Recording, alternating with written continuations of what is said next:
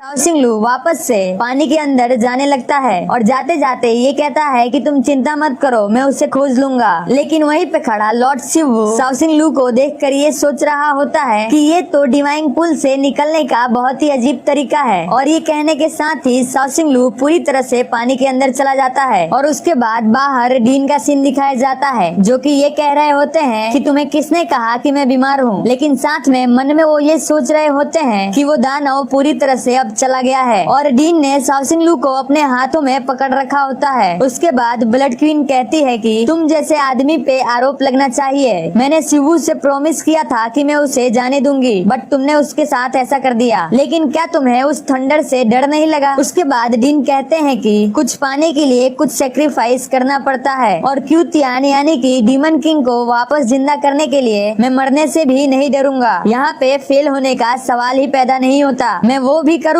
जो मैं नहीं कर सकता हूँ। और वो कहते हैं कि इसके अलावा किसी को यह करना होगा। तुम मेरे बालों को देखो, क्या तुम्हें लगता है कि मैं उस थंडर से डरता हूँ? तो ब्लड क्वीन चिल्लाते हुए कहती है कि आज नहीं तो कल तुम उस थंडर से मारे जाओगे। और उसके बाद डीन हंसते हुए कहते हैं कि आज मैं बहुत ही ज्यादा लकी था। मेरे इस तरह के बालों को तो मैं कुछ ही सिल्वर कॉइन्स में बार्बर की शॉप पे हेयर स्टाइल करवा लूंगा। ब्लड क्वीन थोड़ी सी शर्माते हुए कहती है कि तुम चुप रहो और साओ सिंगलू को मुझे दे दो, मैं इसे कहीं और ले जाती हूँ और वहाँ पे मैं इसे हील करूंगी। तो डीन कहते हैं कि तुम इसे हिडन प्लेस पे ले जाओगी। मुझे पता है कि तुम हील करने के बहाने क्या करना चाहती हो। ये बात सुनने के बाद ब्लड क्वीन बहुत ज्यादा शर्मा जाती है और कहती है मैं इसे सिर्फ हील करना चाहती हूँ, तुम्हारा मतलब क्या है? और डीन वहीं पे खड़े उसकी बातें सुन के मन में ये सोच रहे होते हैं कि हाँ ये सच बोल रही है। और उसके बाद डीन ब्लड क्वीन से कहते हैं कि वाई के बारे में मैंने तुम्हें एक बात नहीं बताई कि पहले साओ सिंह का दूसरे एक्वायर्ड सोल के साथ मिलन हो जाने दो, उसके बाद ये वर्जिन रहे यही अच्छा होगा। नहीं तो इंट्रीगेशन प्रोसेस पूरी तरह से खराब हो जाएगा और तुम्हें इस चीज को पूरी तरह से समझना चाहिए। दोस्तों ब्लड क्वीन को डीन ये सारी चीजें जानबूझ के बोल रहे हैं। ब्लड क्वीन डीन की ये सारी बातें सुनने के बाद सोचती है कि मैंने तो ये चीज पहली बार सुनी। उसके बाद डीन कहते हैं कि तुम्हें ये पसंद है मुझे पता है, लेकिन क्या तुम साओ सिंगलू को खतरे में देखना चाहती हो? ये सुनने के बाद ब्लड क्वीन कहती है कि हाँ ये बूढ़ा आदमी तो सही बोल रहा है। साओ सिंगलू के बहुत सारे दुश्मन हैं और मैं इसे और खतरे में नहीं देख सकती, चाहे मुझे इसके लिए एक दिन और इंतजार करना पड़े। और वहीं पे खड़े डीन साओ सिंगलू को सॉरी बोल रहे होते हैं और थोड़ा सा मुस्कुरा के मन में ये सोच रहे होते हैं कि मुझे नहीं पता कि साओ सिंगलू वर्जिन है या नहीं है, या फिर वो वर्जिन रहे या नहीं रहे, लेकिन ये सबसे पहले अपनी पहली रात मेरी बेटी फी के साथ ही बिताएगा। और ये कहने के साथ ही डीन थोड़ा सा रोते हुए कहते हैं, यानी कि मन में सोच रहे होते हैं कि फी मैंने अपने फादर होने की पूरी जिम्मेदारी निभाई है और तुमसे मैं एक माउंटेन की तरह प्यार करता हूँ। उसके बाद ब्लड क्वीन डीन से पूछती है कि बूढ़े आदमी तुम क्या सोच रहे हो? तो डीन कहते हैं कुछ नहीं, मैं तो बस वॉर के बाद इस जगह की फीलिंग ले रहा हूँ। ये तूफान के आने की पहले की शांति है। और उसके बाद वापस से सीन शिफ्ट होता है और हमें साओ सिंगलू दिखाया जाता है और साओ सिंगलू अंतरिक्ष जैसे जगह पे गिर रहा होता है और ये कह रहा होता है कि आखिर मैं ऐसे स्टार वाली जगह से कहाँ जा रहा हूँ, मुझे यूंग ची जैसा कुछ महसूस हो रहा है। तो क्या अब मैं वापस से डीमन किंग की मेमोरी पढ़ूंगा? क्या ये इमोर्टल्स डीमन किंग के साथ कुछ कर सकते हैं? और उसके बाद साओ सिंगलू हेवनली वर्ल्ड में पहुंच जाता है, यानी कि स्वर्ग में पहुंच जाता है और वहाँ की खूबसूरती देखकर वो कहता है कि क्या खूबसूरत जगह है, ये तो पैराडाइज की जगह है, लेकिन मुझे ये जगह फेमिलियर क्यों लग रही है? और ऐसा मुझे तब लगा था जब मैं डीमन फायर माउंटेन पे गया था, यानी कि इससे पहले जब वो अपने डिवाइन पूल में आया था तब की बात कर रहा है। मुझे ऐसा लग रहा है जैसे कि मैं यहाँ पे हजारों साल से रह रहा हूँ। ये सारी चीजें देख के हैरान हो रहा होता है और ये सोच रहा होता है कि मुझे आश्चर्य हो रहा है कि मैं किसी डीमन किंग की मेमोरी पढ़ने वाला हूँ। और उसके बाद साओ सिंगलू कहता है कि लगता है कि स्वर्ग में कुछ होने वाला है। और उसके बाद साओ सिंगलू ये कहता है कि जब लास्ट टाइम मैं इस मेमोरी में आया था तो यू चिंग छुप के झांक रहा था और मुझे नहीं पता कि वो इमोर्टल यहाँ पे है या नहीं। उसके बाद साओ सिंगलू चिल्ला चिल्ला के कहता है हे ब्रो तुम बाहर आ जाओ, हम दोनों मिलके ये देखते हैं और हम बातें भी कर सकते हैं। लेकिन सामने से उसे कोई भी आवाज नहीं आती है। जिसके बाद साओ सिंगलू कहता है कि लगता है कि वो यहाँ नहीं है और साथ में ये सोच रहा होता है कि क्या वो सच में सो गया है। तो उसको उस इमोर्टल यानी कि लॉर्ड शिवू की याद आती है जिसने उससे कहा था कि मेरा सोल बहुत वीक हो गया है और मैं गहरी नींद में जा रहा हूँ। लॉर्ड शिवू की बात याद करने के बाद साओ सिंगलू कहता है चलो ठीक है, लेकिन साथ में वो वापस सोचता है और कहता है वो सच्चाई को जल्दी से पकड़ लेता है है अगर उसने मुझे ढूंढ लिया और उसको ये पता चल गया कि मैं डीमन किंग के मैटर में इन्वॉल्व हूँ तो वो तो मुझे मार ही डालेगा। लेकिन अगर मैं डीमन किंग की मेमोरी पढ़ सकता हूँ इसका मतलब है कि उसका डीमन किंग के साथ कुछ ना कुछ लेना देना है। और शाओसिंग लू जैसे ही ये सारी बातें सोच रहा होता है उसके पास में एक बड़ी सी रोड आके खड़ी हो जाती है जिसे देखकर वो थोड़ा घबरा जाता है। लेकिन बाद में वो कहता है कि ये पिलर मुझे कुछ जाना पहचाना लग रहा है। और क्या आपको भी ये पिलर जाना पहचाना लग रहा है? कमेंट में जरूर बताना कि ये पिलर आखिर किसका है। उसके बाद शाओसिंग लू नीचे देखता है तो वहाँ पे कुछ बच्चे होते हैं जिन्हें देखकर वो कहता है कि ये यहाँ पे क्या कर रहे हैं। तो उसे दिखता है कि वो बच्चे एक दूसरे से लड़ाई कर रहे हैं, लेकिन साथ में वो कहता है कि ये तो छोटे डीमन हैं। और शाओसिंग लू ये भी सोच रहा होता है कि इतने सारे छोटे डीमन पैराडाइज यानी कि स्वर्ग में क्या कर रहे हैं। और वहाँ पे एक लड़की को एक दूसरे लड़के ने अपने पाँव के नीचे दबाया होता है और जो दूसरा डीमन होता है जो जमीन पे लेटा होता है वो बुल डीमन क्लैन से होता है जिसका नाम यू किंग होता है। और इस दूसरे बच्चे डीमन का नाम रहता है सब्जेक्ट नंबर 2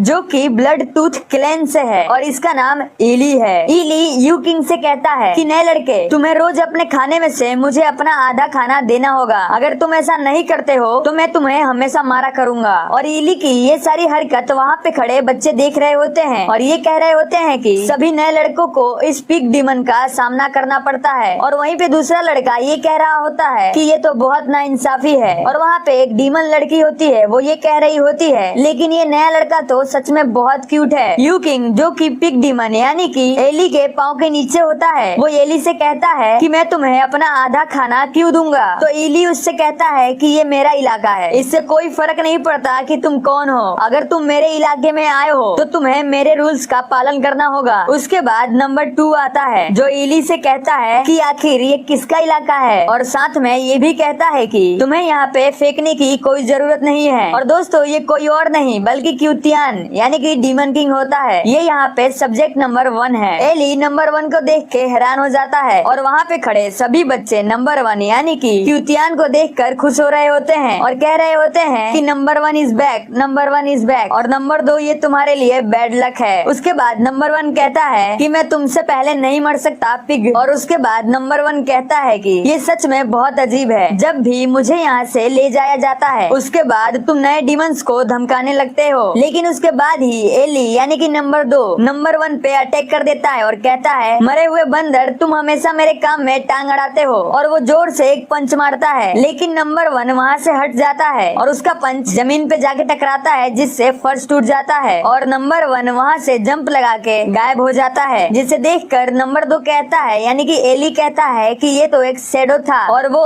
ऊपर की तरफ देख रहा होता है। तभी नंबर 1 नीचे आ जाता है और कहता है कि पिग तुम बहुत ही बेवकूफ हो। और उसके बाद नंबर 1 नंबर 2 यानी कि एली को बहुत पीटता है जिसे देखकर सभी बच्चे बहुत ज्यादा खुश हो रहे होते हैं। लेकिन यू किंग उन लोगों की फाइट देखकर ये सोच रहा होता है कि मैं सही था, इसने उस पिग के पंच को डॉज कर लिया, वो भी शैडो टेक्निक की मदद से। नंबर 1 यानी कि क्यूतियान अपने शैडो टेक्निक का इस्तेमाल करके नंबर 2 से बच रहा होता है और वहाँ पे खड़े बच्चे ये सारी चीजें देख रहे होते हैं। और यू किंग ये सोच रहा होता है कि पिग उस लड़के को नोटिस नहीं कर पाएगा, वो पावरफुल और स्मार्ट भी है। लेकिन उसके बाद ही वहाँ पे एक सिपाही आ जाता है और वो सिपाही उन सभी से कहता है कि कौन यहाँ पे बदमाशी कर रहा है जब मैं ड्यूटी कर रहा हूँ, क्या तुम्हें मरना है। और उस गार्ड को देखकर वहाँ के सभी बच्चे भागने लगते हैं।